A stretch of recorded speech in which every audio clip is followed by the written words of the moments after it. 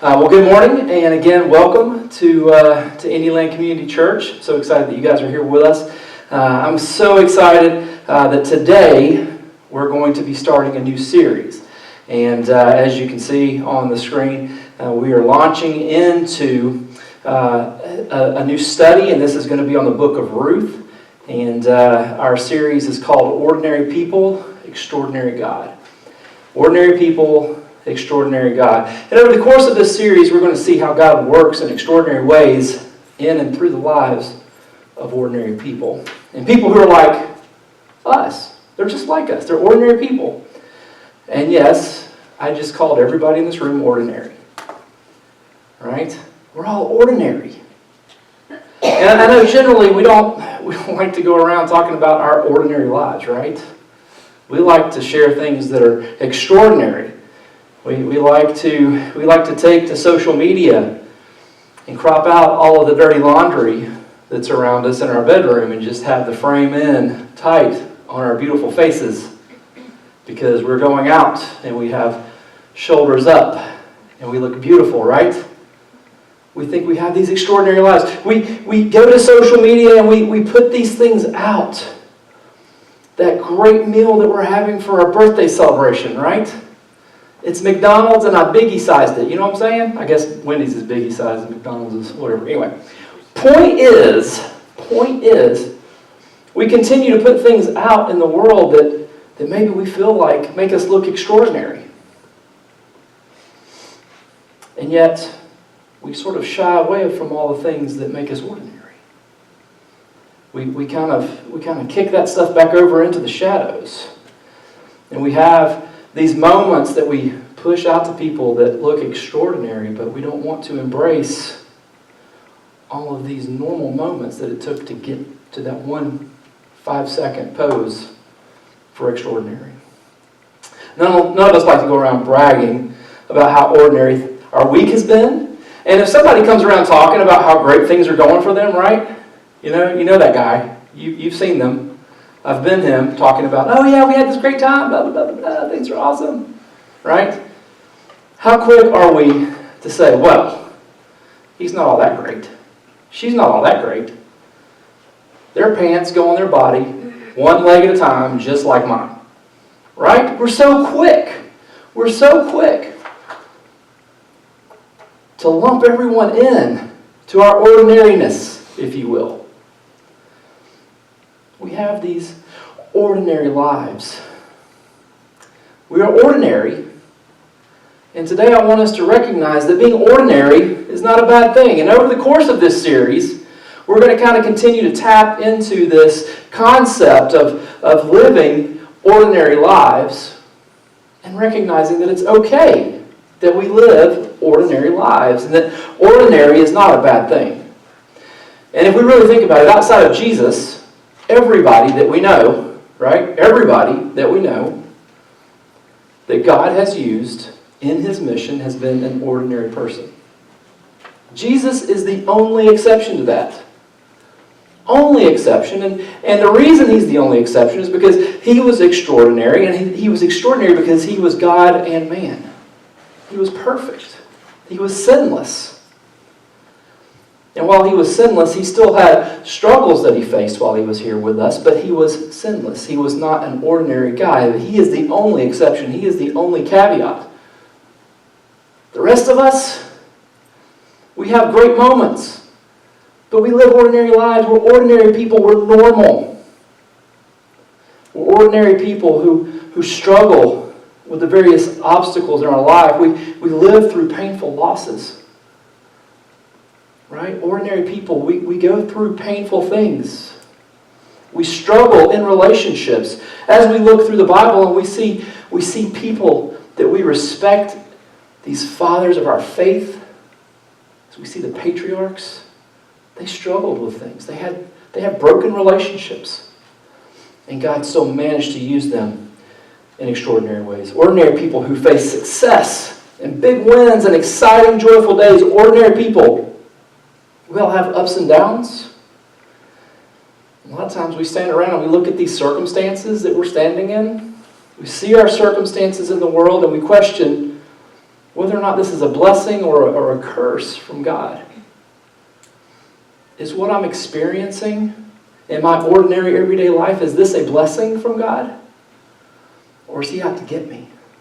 Is this a curse? Is this a response from him that shows his favor on me, or is this a response from him that shows that he wants me to change because he's corrected me?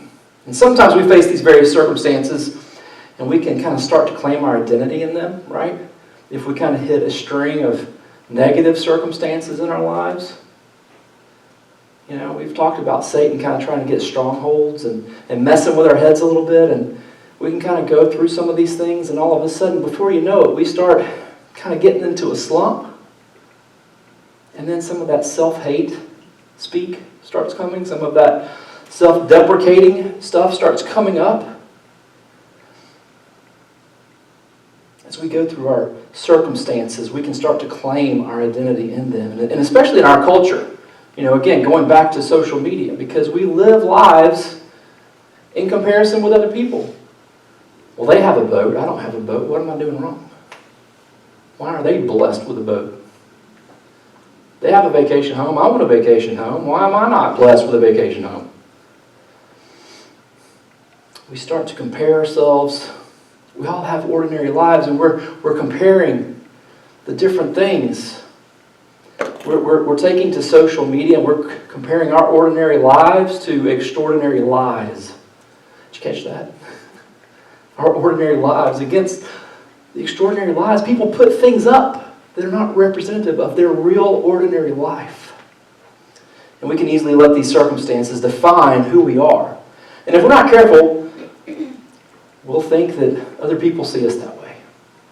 We start having these self-defining things that we're saying to ourselves, that because of our circumstances, we think that we're a little bit less than, that we're not as good as. And I want to encourage us to not fall into that trap. We start seeing these things and we maybe start thinking that everybody else seems to be that way. And before too long, we may actually start telling people, this is who we are. Right? I'm not a good person. I'm not a good person. I do this thing, I do that thing. So we start telling people, we start projecting our lack of greatness.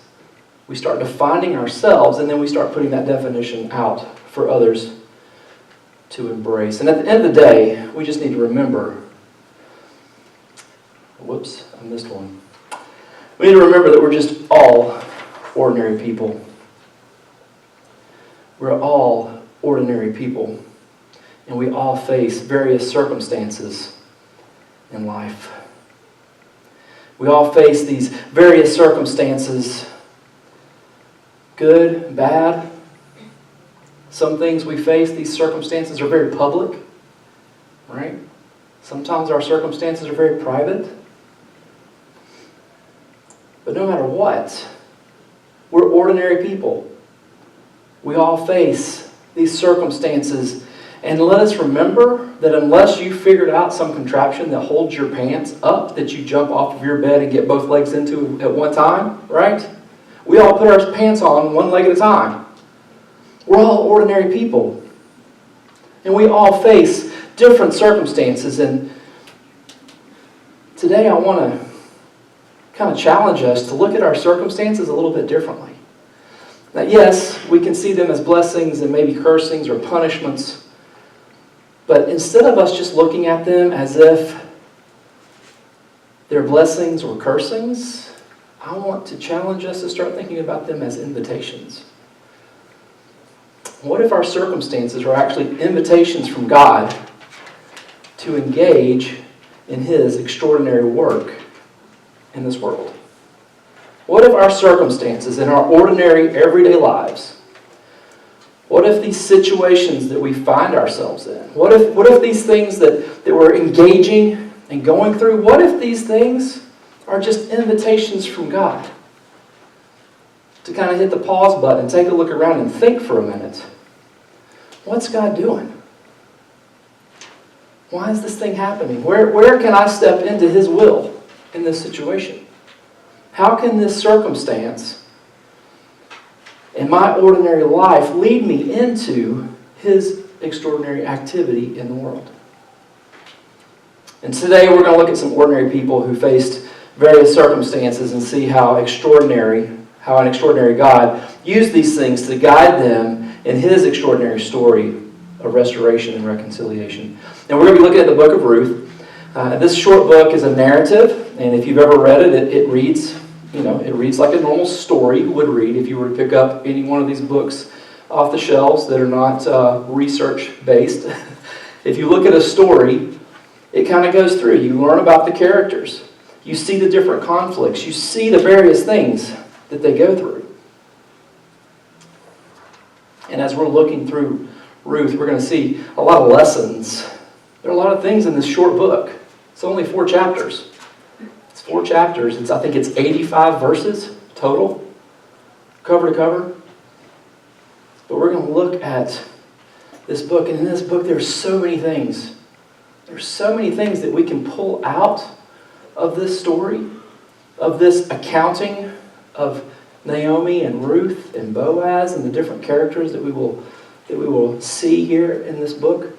There's so many things that we can pull out and apply to our lives, things that we can recognize. But as we kind of go through it, I want us to kind of pull our focus and narrow it in on a few specific things. And again, today, I hope that we see these circumstances in our ordinary lives as being opportunities, as invitations from God to step into His extraordinary work.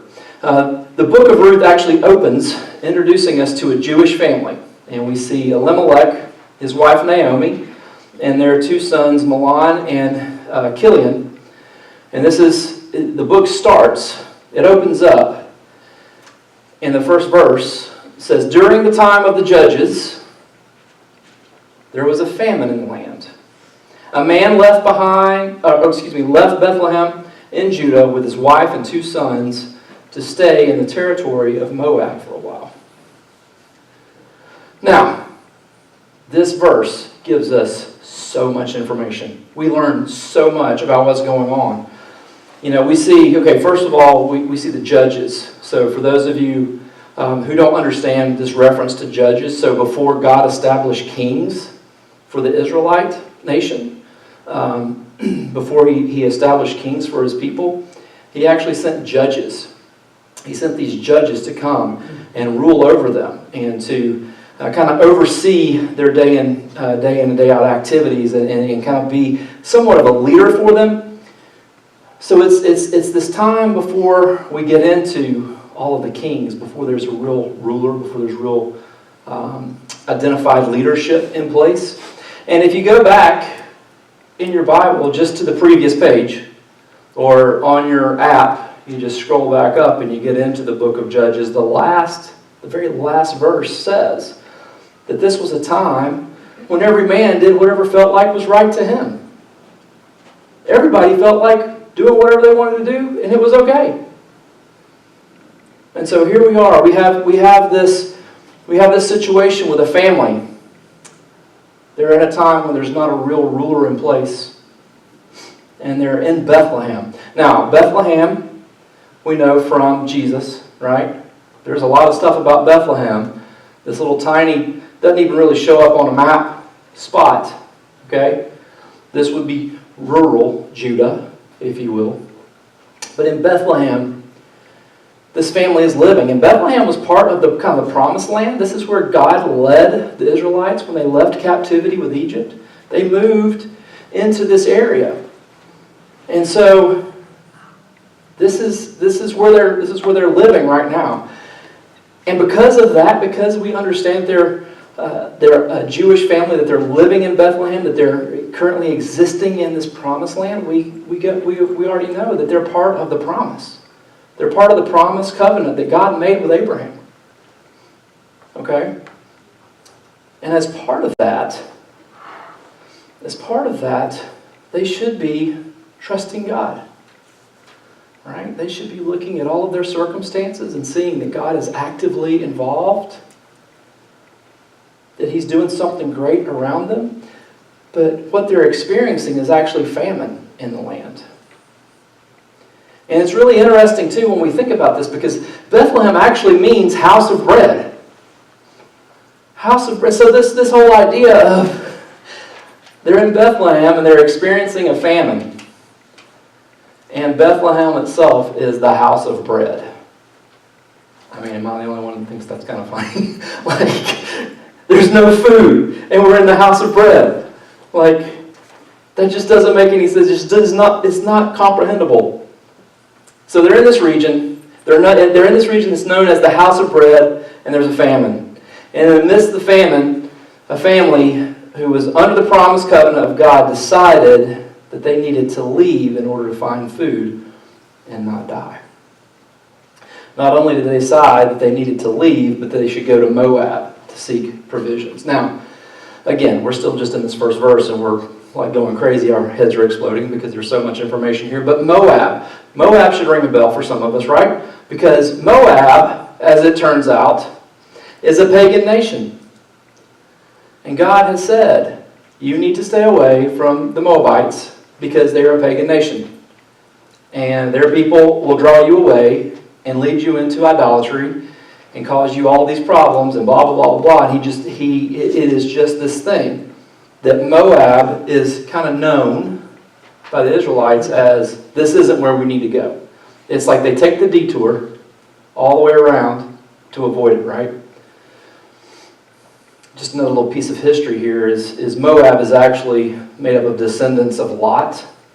And Lot rebelled earlier in his life and stepped out of fellowship with God. And, it just, every experience that he had was a negative one. And so with the Israelites, every time they engage with the Moabites, they fall. They fall into pagan habits. They ultimately rebel against God. And for those reasons, God had given them instructions to avoid Moab. And definitely avoid engaging with the people because it would cause them to stumble. And I want us to also kind of think about their intentions here. They didn't pack up the whole farm to go. They were like, hey, we're going to step over into Moab and we're going to grab some supplies because we're in a famine. They have supplies, they have food, they're having harvest. We can go over there, we can grab some stuff, a couple days, pack it up, bring it back home, we'll be good. So their intentions were not necessarily to go and move and uproot their whole family and live there. But as it turns out, once they got there, and we kind of talked about this a few months ago when we talked about kind of getting comfortable in sin, right? They stepped over into Moab and they're living in this land and they're not dealing with famine. They have all they need to eat. They're not struggling. And so they got comfortable. They settled in. They sat and lingered in the things that went against God.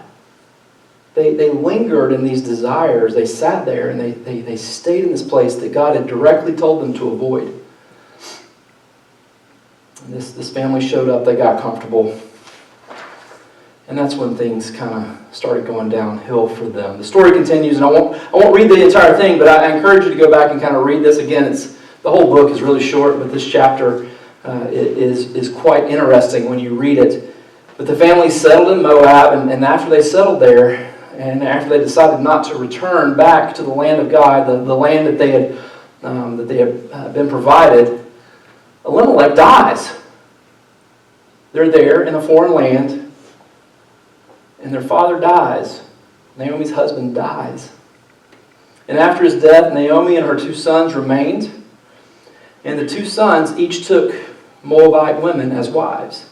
And again, going back to what God had directed them, He told them not to engage with the Moabite people because they were pagans, because it was easier for them to pull the Israelites into idolatry than it was for the Israelites to pull them out of paganism.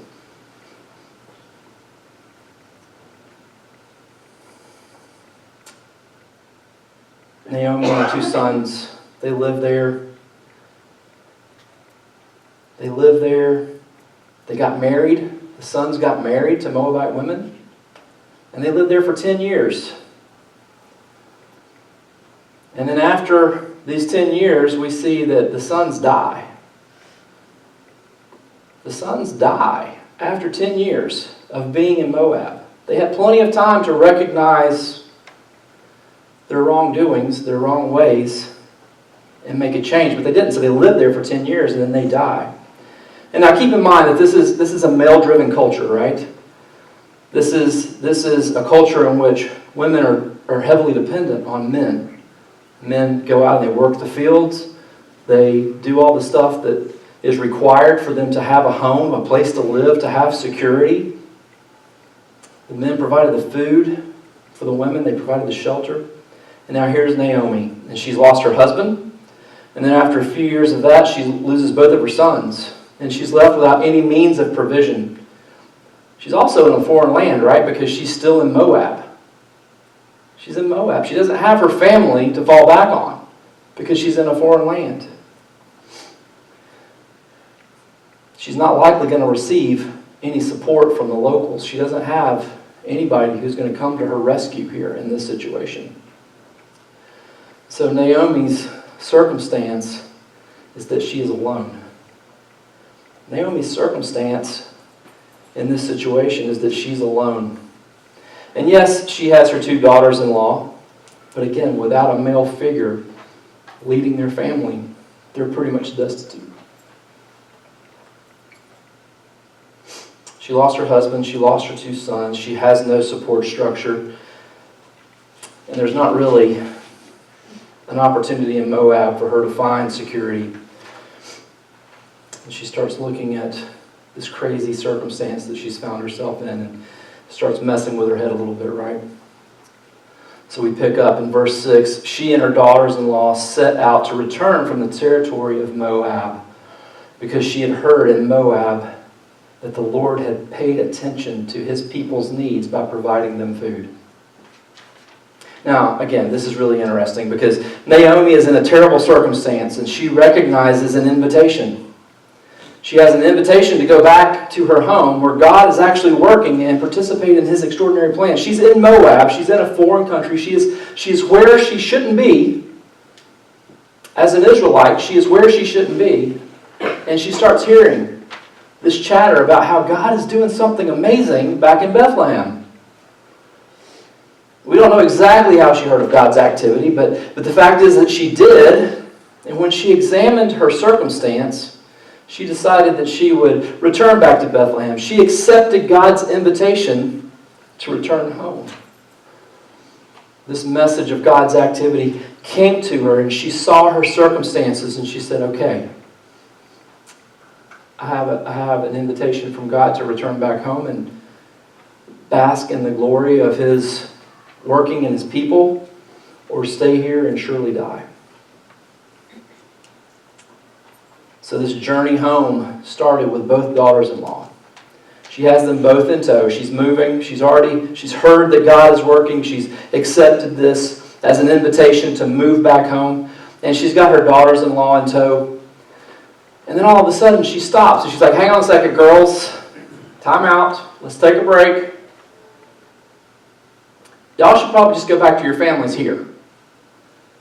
Don't go on this treacherous journey with me back to Bethlehem. Don't take the next 7 to 10 days of us walking through treacherous lands. Don't do that. Stay here. You have family here. You can go back to your mother. You can surely find some Moabite men who will take your hand in marriage. You will have provision here.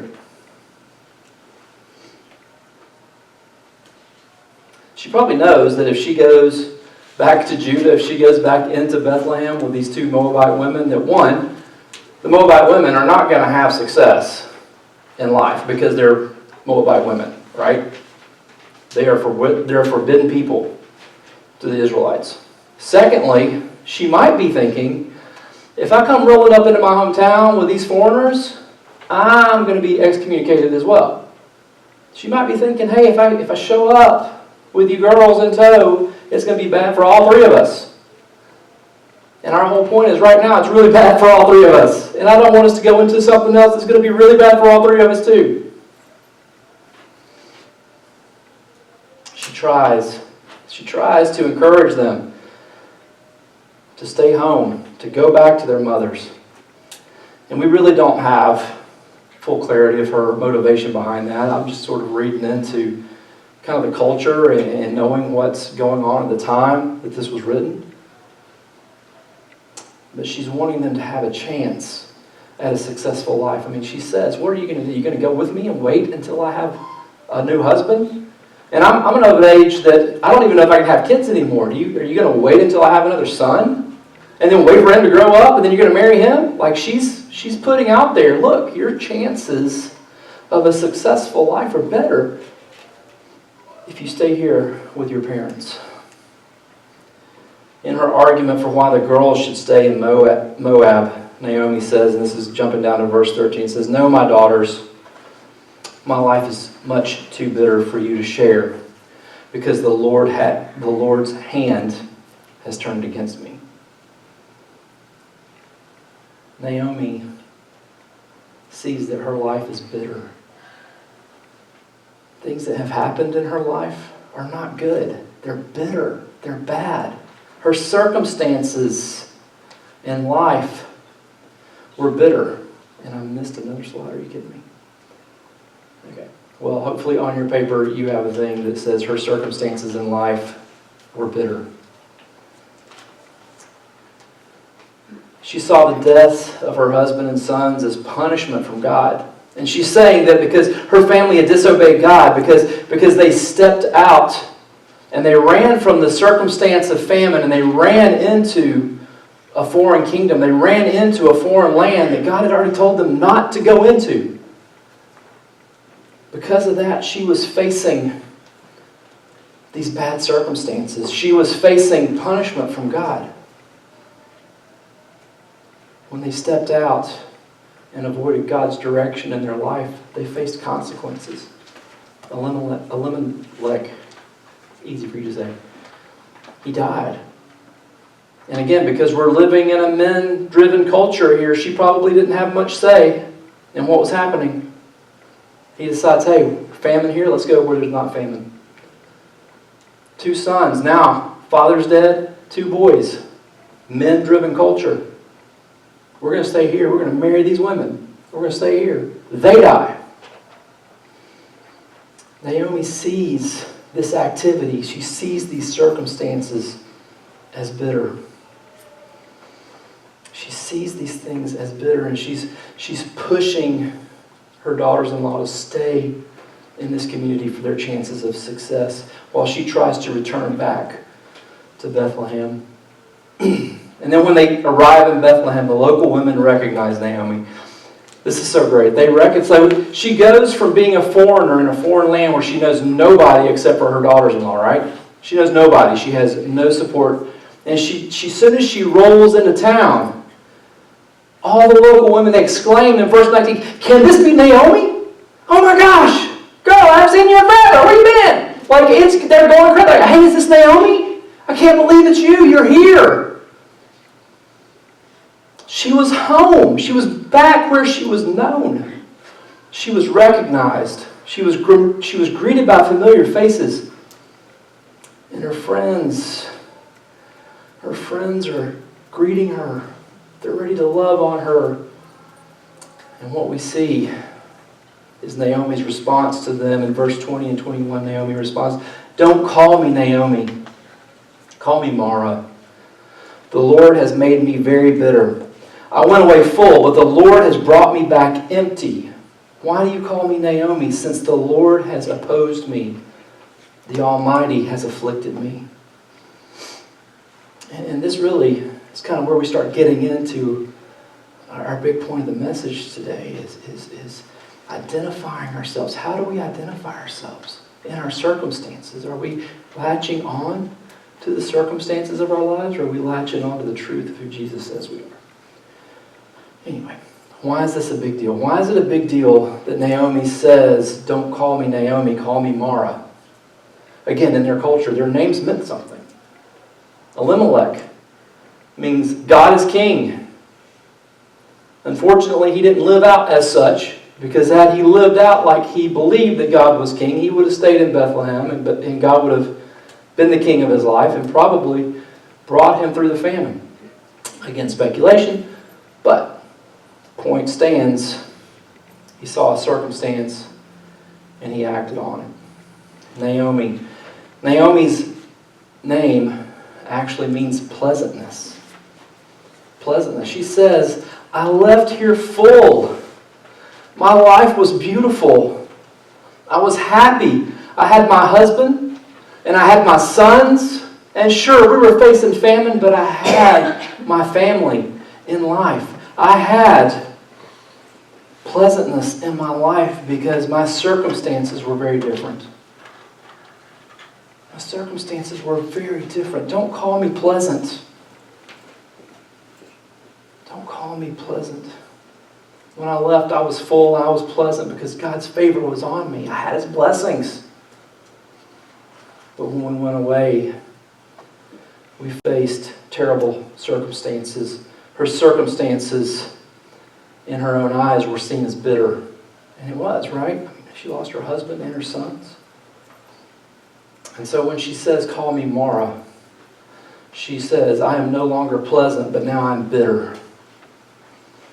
I'm bitter. Call me bitter. Because God has turned His hand against me. God has opposed me.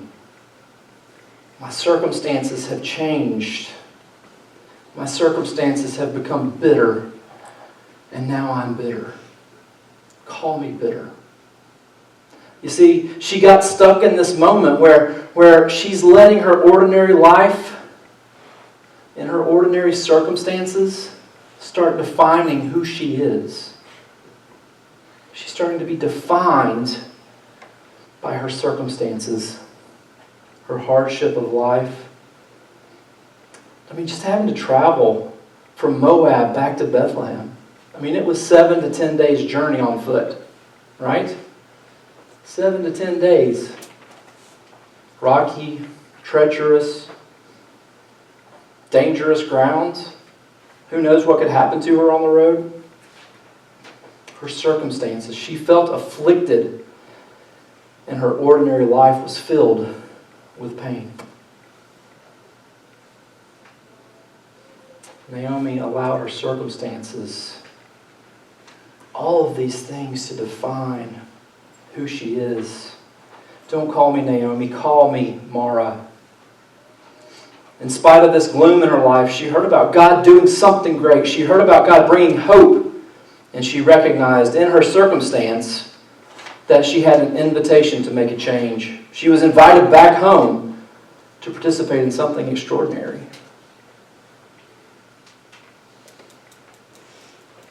She was experiencing bitterness.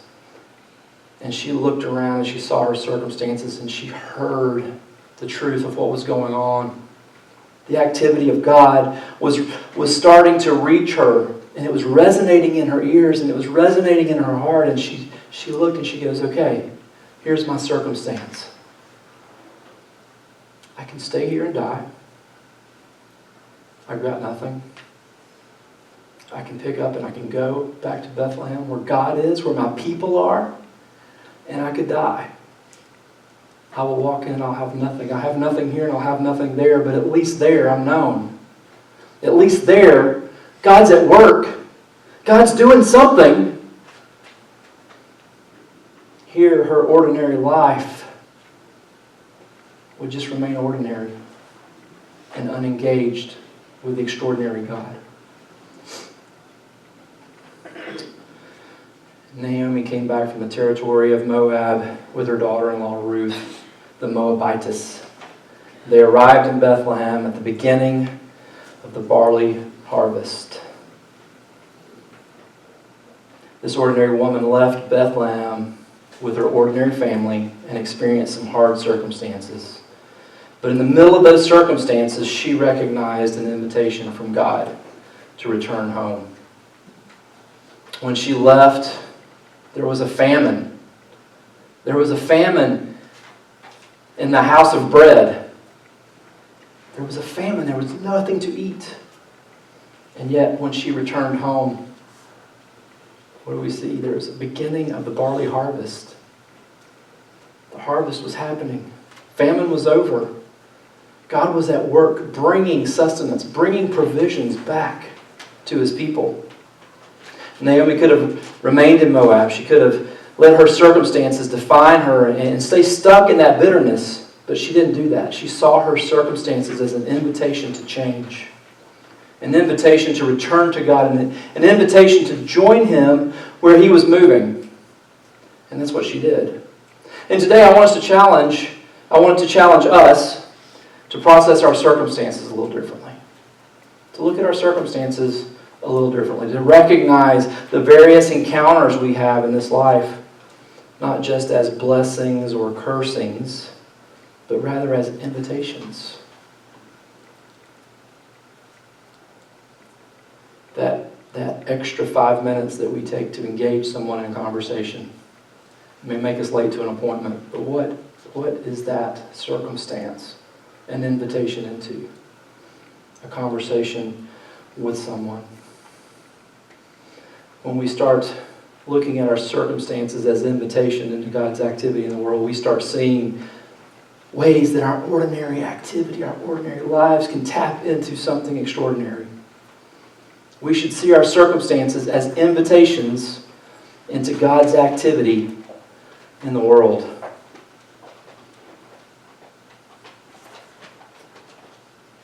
To see our lives become part of God's extraordinary story. To have our circumstances lead us into an invitation from God. You see, when we see our circumstances as a curse, you recognize your sin, right? When you see it as a curse, you see, okay, I've done something. I've done something, and now these are the repercussions. These are the consequences of my sin. You see, in that circumstance, when we see something that we recognize as a curse from God, then what does it do? It invites us to repent.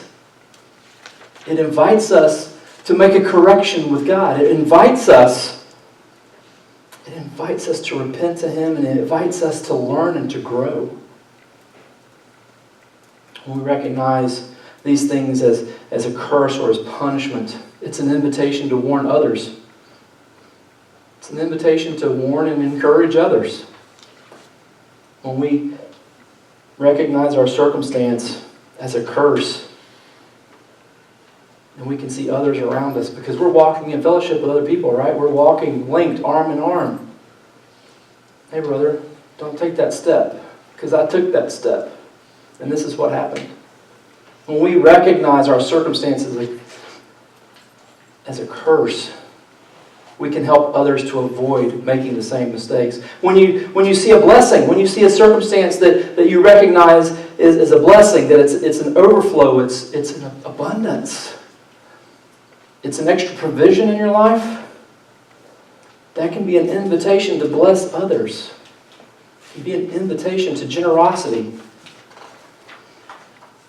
It can be an invitation to share some good news with someone else. It can be a time that we can encourage other folks. We can see our circumstance as an invitation to step in to something that God might be doing in someone else's life, for us to step in and be part of His overall mission. You see, we must recognize our ordinary circumstance as not just happenstance. We can't look at everything that happens as just, okay, it just happened. There's nothing to learn here. There's nothing for us in this. It was just a bad day today. That was just a bad situation that took place over there. We can't look at our circumstances as just happenstance. Rather, we see our situation as God's invitation to step out of our ordinary and into His extraordinary. When we're looking at our circumstances and we're processing, trying to figure out, okay, what is God really inviting us into in this circumstance? Do I need to change something in my life? Is this situation because I've done something stupid and I've messed up? Because I've stepped outside of God's will? Is this situation something that is a result of my sin? And we need to self-evaluate. And then we get to step back into His will. We get to take a step closer in our relationship with Him. More simply stated, our bottom line today is your ordinary circumstance is an invitation to be part of God, to be a part of the extraordinary mission of God. Your ordinary circumstance is an invitation to be part of the extraordinary mission of God. God has a long history of using ordinary people to do extraordinary things. And as we continue the study in Ruth, we're going to continue to follow Naomi and Ruth and see their ordinary lives just get all kind of crazy. We're going to see the ordinary circumstances of them walking in normal daily life and be part of something extraordinary, something that is being put in motion as part of God's extraordinary mission of reconciliation, of saving the world. I want to challenge us today to think about our circumstances, think about the ordinary things that we do every day, and think about what is God showing us? What is God showing us in our circumstances? How is He inviting us to step into the extraordinary work that He's doing? Let's pray.